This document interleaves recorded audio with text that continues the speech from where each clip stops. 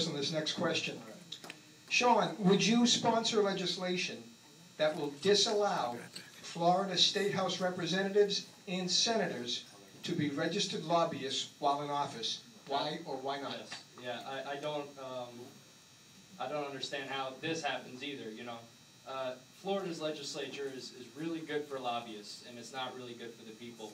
And so I'm a people's representative. I'm not a lawyer. I'm not a lobbyist. I don't take a bunch of special interest money.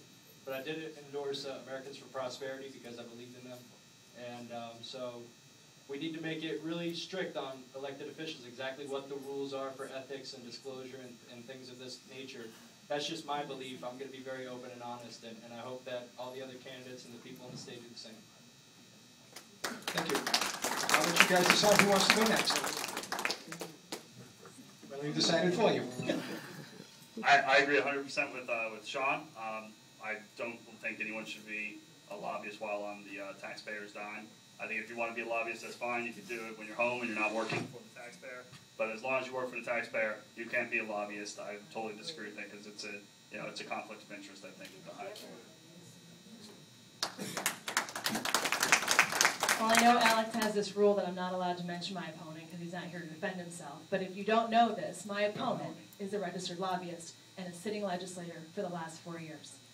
And I can tell you that when I go knocking on doors in his own district and tell people that simple fact, it appalls them, as it should appall you. How do you serve two masters? How do you represent your client and represent the people?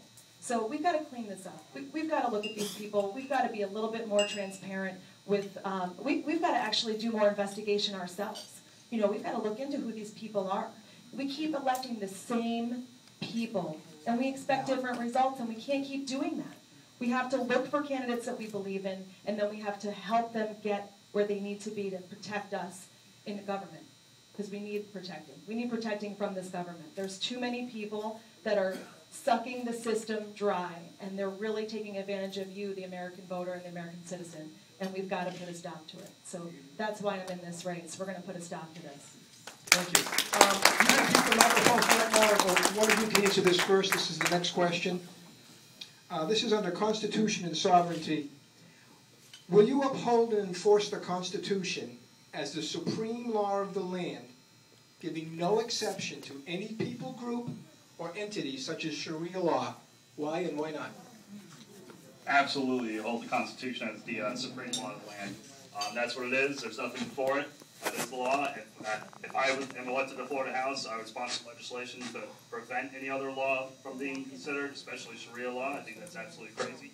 I don't know what happened to our country where we're at this point where we actually have to debate whether the Constitution should be the supreme law of the land. I thought that's pretty well written out, that that's where we get lists all our rights, it lists everything that the government's not allowed to do to you, and everything that your state and everything your government's allowed to do to you. And I don't see how we ever got to this point where we're considering other levels of law on top of our own Constitution. I think that's absolutely crazy, and someone needs to stand up to the Constitution and make sure that that's the supreme law. Thank you.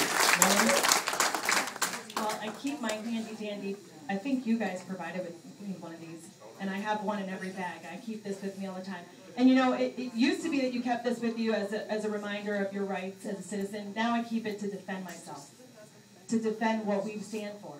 So I absolutely agree with James. We have to always think about going back to the basics. These are our basics. If it doesn't fit into these parameters, it doesn't fit in America.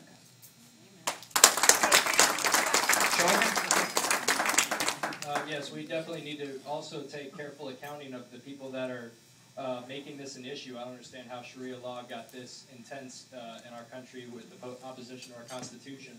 And, you know, I'm running in a district that was formerly crawling with terrorists and spies, and I'm sure it probably still is. And so a job as Americans and as Tea Party patriots, I'm an Eagle Scout, is to be very aware of your surroundings and what's taking place in it. And if we have some bad apples here, we need to investigate, and we need to, you know, really be sure about our neighbors and our families. We've seen what has happened, and we also need to think about foreign policy. We see what happens there, so that's my response.